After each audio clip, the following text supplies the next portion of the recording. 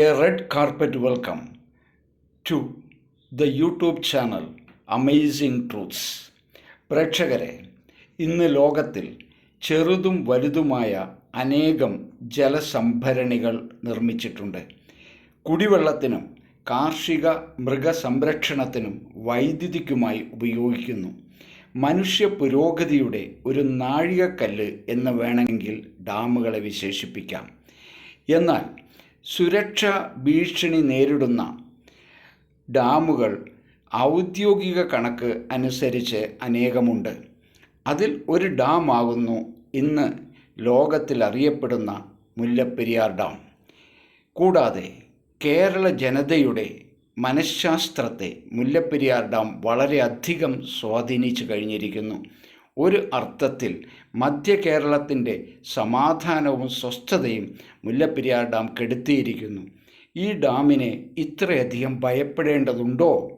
ഇന്ന് മാധ്യമങ്ങളുടെയും രാഷ്ട്രീയ സാമൂഹിക പ്രചരണങ്ങളുടെ നടക്കുന്ന വാർത്തകളിൽ എത്രമാത്രം സത്യം ഉണ്ട്? മനഃശാസ്ത്രപരമായി കേരള സമൂഹത്തെ ആശങ്കയിലും ആകുലതയിലും താഴ്ത്തുന്ന മുല്ലപ്പെരിയാർ ഡാമിൻ്റെ കാലപ്പഴക്കം തന്നെയാകുന്നു. അതായത് 130 വർഷം എന്ന സംഖ്യ. എന്നാൽ ഈ ഭയപ്പാടിന് യാതൊരു അർത്ഥവും ഇല്ല എന്ന് കാണുവാൻ സാധിക്കും. കാരണം മുല്ലപ്പെരിയാർ ഡാം ഒരു മേസണറി ഗ്രാവിറ്റി നിയമപ്രകാരം കരിങ്കല്ലിൽ പണിതിരിക്കുന്ന ഒരു ജലസംഭരണിയാകുന്നു. കരിങ്കല്ലിൻ്റെ ആയുസ് എത്രയെന്ന് ആർക്കും തിട്ടപ്പെടുത്തുവാൻ സാധിക്കുകയില്ല. സുർക്കി മിശ്രിതം അടർന്നു പോകുന്നതിൽ ഒരു ബലക്ഷയവും ഡാമിന് വരാനില്ല. മിശ്രിതത്തിൻ്റെ ബലം കൊണ്ടല്ല, കരിങ്കല്ലിൻ്റെ പാക്കിങ്ങും അതിൻ്റെ വലുപ്പവും എത്ര കാലം വേണമെങ്കിലും ഒരു നിർമ്മാണത്തിന് യാതൊരു കേടു സംഭവിക്കാതെ നിലനിൽക്കും. ലോകത്തിൽ എത്രമാത്രം ഉദാഹരണങ്ങൾ വേണമെങ്കിലും നമുക്ക് കാണാം. 130 വർഷം പറഞ്ഞ് ദയവായി ജനങ്ങളെ ഭയപ്പെടുത്തരുത്. ഏറ്റവും നല്ലൊരു ഉദാഹരണം യെരൂശലേം ദേവാലയത്തിൻ്റെ വിലാപമതിൽ വെയിലിംഗ് വാൾ ഏകദേശം 2500 വർഷത്തെ പഴക്കമുണ്ട്. അടുത്തത്, മുല്ലപ്പെരിയാർ ഡാമിൽ വരുന്ന ജലത്തിൻ്റെ പ്രഷർ ഗ്രാവിറ്റി ഡാം ആയതുകൊണ്ട് താഴത്തേക്കാണ് ബാധിക്കുന്നത്. എന്നാൽ ഇടുക്കി ഡാമിൽ വരുന്ന പ്രഷർ പാരലായിരിക്കും. അത് കാരണം മുല്ലപ്പെരിയാർ ഡാം ഒരിക്കലും തകരാൻ സാധ്യതയില്ല. എന്നാൽ ഒരു ഭൂമി കുലുക്കമോ ഉണ്ടാവുകയാണെങ്കിൽ ലോകത്തിലെ എത്ര ശക്തമായ നിർമ്മിതികളും തകരും. അതിന് യാതൊരു പ്രതിവിധിയുമില്ല. പിന്നെ എന്തുകൊണ്ട് അനേക രാഷ്ട്രീയ സാമൂഹിക സാംസ്കാരിക സംഘടനകൾ ഈ ഡാമിനെതിരായി വർഷങ്ങളോളം സമരം ചെയ്യുന്നു? ഇപ്പോൾ മിക്ക സമരക്കാർക്കും ഏതാണ്ട് മതിയായ അവസ്ഥയിലായിട്ടുണ്ട്. ചപ്പാത്തിൽ നിന്ന് നാട്ടുകാർ സമരക്കാരെ ഓടിച്ചു എന്നിവരെ കേൾക്കുന്നു. അല്ലെങ്കിലും തമിഴ്നാട്ടിനെതിരായി കേരളത്തിൻ്റെ മണ്ണിൽ സമരവും സത്യാഗ്രഹവും മനുഷ്യച്ചങ്ങലയും ഉപവാസങ്ങളും തീർത്തതുകൊണ്ട് എന്തു പ്രയോജനം? നമ്മൾ ഇത്രമാത്രം ജനങ്ങൾ ബുദ്ധിശൂന്യരാണോ? അതല്ല ചില നേതാക്കന്മാർ ഇത്രമാത്രം ബുദ്ധിയുള്ളവരാണോ? കേരളീയരായ നമ്മൾ ഒപ്പിട്ട് കൊടുത്ത ഒരു എഗ്രിമെൻ്റ് പാലിക്കുക എന്നുള്ളത് മാന്യതയുടെ ഒരു ഭാഗമാണ്. അല്ലെങ്കിൽ ഒപ്പിട്ട് കൊടുക്കുവാൻ പാടില്ലായിരുന്നു. കേരള ജനതയെ വഞ്ചിച്ച ഈ കരാറിൻ്റെ സത്യാവസ്ഥ എന്തെന്ന് നമ്മുടെ മെറ്റാഫിസിക്സ് മെത്തഡോളജിയിലൂടെ നമുക്ക് പരിശോധിക്കാം. നമ്പർ 1, മെറ്റാഫിസിക്സ് മെത്തഡോളജി അനുസരിച്ച് മുല്ലപ്പെരിയാർ ഡാമിന് പരിഹാരം മാനുഷികമായി സാധിക്കുമോ എന്ന് പരിശോധിക്കുകയാണ്.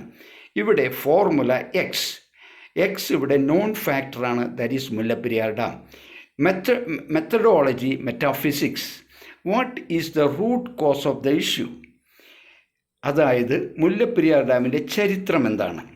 1886 തിരുവിതാംകൂർ മഹാരാജാവും ബ്രിട്ടീഷ് ഗവൺമെൻറ്റും തമ്മിൽ റെസിഡൻസിയും തമ്മിൽ ഒരു പാട്ടക്കരാർ ഒപ്പുവെച്ചു. ഒരു ജലസംഭരണി പണിത് തമിഴ്നാടിന് ജലം നൽകണം.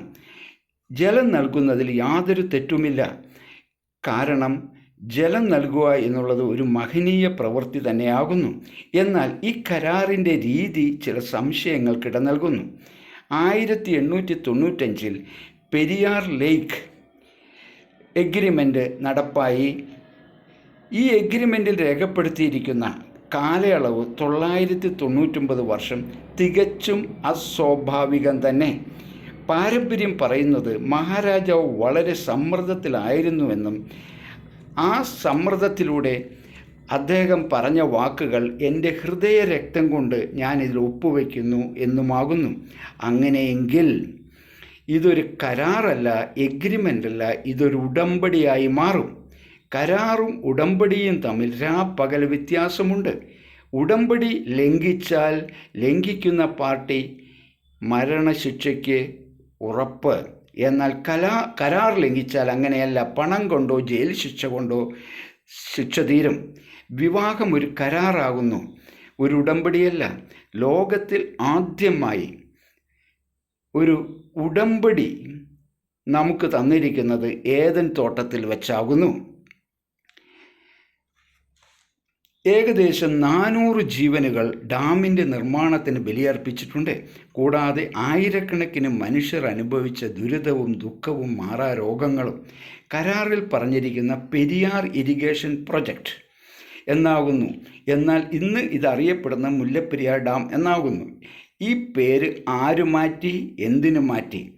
സാങ്കേതികമായും നിയമപരമായും ഒരു കേസ് മുല്ലപ്പെരിയാർ എന്ന പേരിൽ നിലനിൽക്കുകയില്ല. എന്തൊക്കെയായാലും ദൈവത്തിൻ്റെ സ്വന്തം നാടായ കേരളത്തിന് ദൈവത്തിൻ്റെ ഒരു കരസ്പർശനം ഉണ്ടായത് 1947 ബ്രിട്ടീഷ് ഗവൺമെൻറ് ഭാരതത്തിന് സ്വാതന്ത്ര്യം നൽകിയപ്പോൾ ബ്രിട്ടീഷ് ഗവൺമെൻറ്റുമായി നടത്തിയ എല്ലാവിധ കരാറുകളും ബ്രിട്ടീഷ് രാജ്ഞി റദ്ദാക്കി. അങ്ങനെ ഇലയ്ക്കും മുള്ളിനും കേടില്ലാത്ത വിധത്തിൽ ഈ പ്രശ്നം 1947 പരിഹരിച്ചു. പ്രേക്ഷകരെ, എന്നാൽ ഇവിടെയാണ് നമ്മുടെ മെത്തഡോളജിയുടെ രണ്ടാം ഭാഗം വരുന്ന മിസ്റ്ററി ആരംഭിക്കുന്നത്. 1970 ഏകദേശം 23 വർഷങ്ങൾക്ക് ശേഷം മനുഷ്യബുദ്ധിക്ക് മനസ്സിലാകാത്ത സംഭവവികാസങ്ങൾ ആകുന്നു നടന്നത്. ഒരു ഉടമ്പടി നിർജീവമായ, കാലഹരണപ്പെട്ട, ചത്തുപോയ പുനർജീവിക്കുന്നു. അതേ വ്യാപ്തിയിലും അതേ അന്തസ്സത്ത ഉൾപ്പെടുത്തിയും ഉടമ്പടിയിൽ ഒപ്പുവെക്കുന്നു. 2 ഗവൺമെൻറ്റുകൾ, 2 സംസ്ഥാനങ്ങൾ, തമിഴ്നാടും കേരളവും. ഏറ്റവും ദുരൂഹമായത് കരാറിൻ്റെ കാലാവധി അതേപടി നിലനിർത്തുന്നു. 999. ആദ്യത്തെ ഉടമ്പടിയിൽ ഇല്ലാത്ത ചിലത് കൂട്ടിച്ചേർക്കുന്നു. വൈദ്യുതി ഉൽപ്പാദിപ്പിക്കുവാൻ കൂടി അനുവാദം നൽകുന്നു. ഇത് തികച്ചും ഒരു ചതിയാകുന്നു. ഇല്ലാത്ത കാര്യം കൂട്ടിച്ചേർക്കുന്നു. പുതിയ കരാർ ഉണ്ടാക്കിയ ആ സമയത്ത് എന്തുകൊണ്ട് പഴയ കരാർ നിലനിർത്തി ഒരു പുതിയ കരാർ ഉണ്ടാക്കാമായിരുന്നു?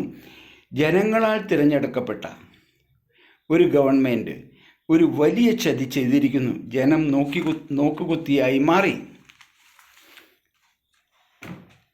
എന്നാൽ അടുത്ത ഭാഗം, ഇതിൻ്റെ മിസ്റ്ററിയുടെ അടുത്ത ഭാഗം, ഇന്ന് എത്ര പേർക്കറിയാം മുല്ലപ്പെരിയാർ ഡാം അണക്കെട്ടിന് 4 വിഭാഗങ്ങൾ ഉണ്ട് എന്ന വസ്തുത? ഇത് വ്യക്തമായി നമ്മുടെ ഫോട്ടോയിൽ, ഡയഗ്രാമിൽ രേഖപ്പെടുത്തിയിരിക്കുന്നു. 1 മദർ ഡാം, അതായത് മുല്ലപ്പെരിയാർ ഡാം എന്നറിയപ്പെടുന്ന വലിയ ഡാം.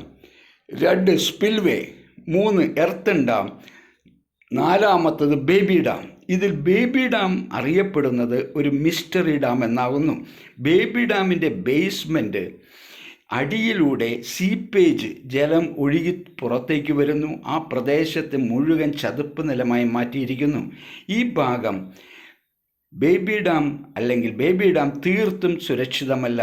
എന്നാൽ മദർ ഡാം, അതായത് മുല്ലപ്പെരിയാർ ഡാം തീർത്തും സുരക്ഷിതമാകുന്നു.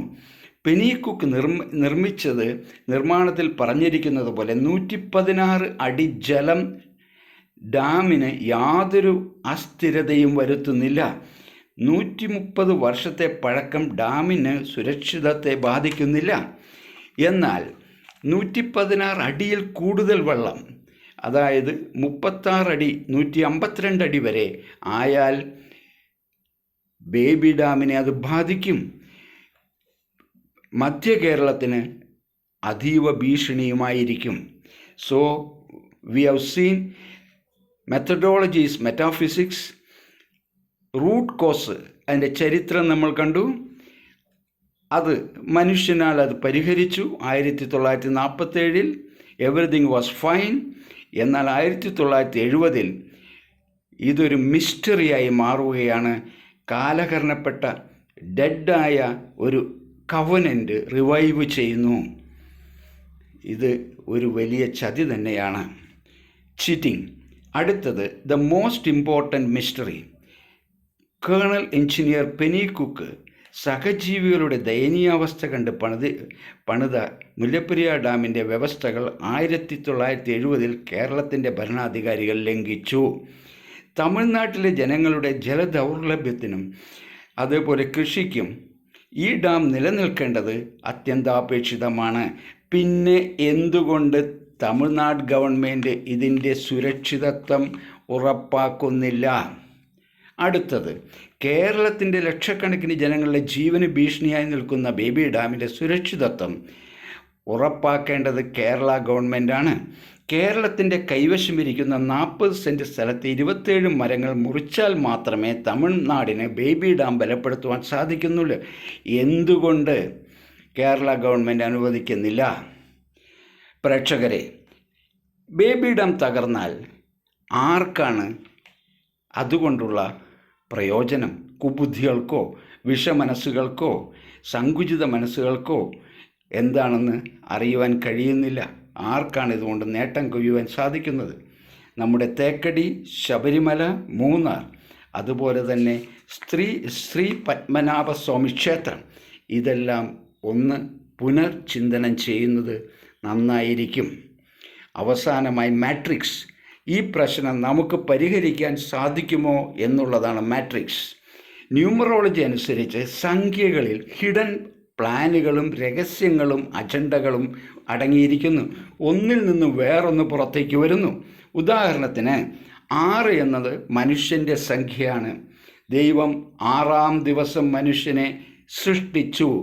7 എന്നുള്ളത് സ്രഷ്ടാവിൻ്റെ സംഖ്യയാണ്, റെയിൻബോ, മഴവില്ല്. എന്നാൽ 8 എന്നുള്ളത് ഒരു പെർഫെക്റ്റ് നമ്പറാണ്, അത് ക്രിസ്തുവിൻ്റെ നമ്പറാണ്. ക്രിസ്തു ഒരു പെർഫെക്റ്റ് ആയിട്ടുള്ള ഒരു വ്യക്തിത്വമായിരുന്നു. ഒരു വ്യക്തിക്ക് പോലും ക്രിസ്തുവിന് നേരെ ഒരു അപാകതയും ചൂണ്ടിക്കാണിക്കുവാൻ ഇന്നുവരെയും സാധിച്ചിട്ടില്ല. അടുത്ത മാട്രിക്സ് പറഞ്ഞുകൊണ്ട് ഇന്നത്തെ ഈ യൂട്യൂബ് ചാനൽ അവസാനിക്കുകയാണ്. 999 വർഷത്തെ പാട്ടക്കരാർ ശ്രോതാക്കൾ വ്യക്തമായി ശ്രദ്ധിക്കുക. തിരിച്ചിട്ട് കഴിഞ്ഞാൽ നമുക്ക് കിട്ടുന്നത് 666. മനുഷ്യന് തീർത്ത് പരിഹരിക്കുവാൻ സാധിക്കാത്ത ഒരു നിഗൂഢത ഈ നമ്പറിലുണ്ട്. റെവലേഷൻ, വെളിപ്പാട് പുസ്തകം 13, ആ സംഖ്യ നോക്കുക, 13-ാം അധ്യായത്തിൽ 18-19 ഇതൊരു മനുഷ്യൻ്റെ സംഖ്യയാണ്. ഇത് വളരെയധികം നിഗൂഢതകൾ നിറഞ്ഞൊരു സംഖ്യയാണ്. ഇതിൻ്റെ മുന്നോട്ടുള്ള തീരുമാനങ്ങൾ ഇത് കേൾക്കുന്ന ഓരോ പ്രേക്ഷകനും വിട്ടു നൽകിയിരിക്കുന്നു. Thanks for hearing and watching amazing truths.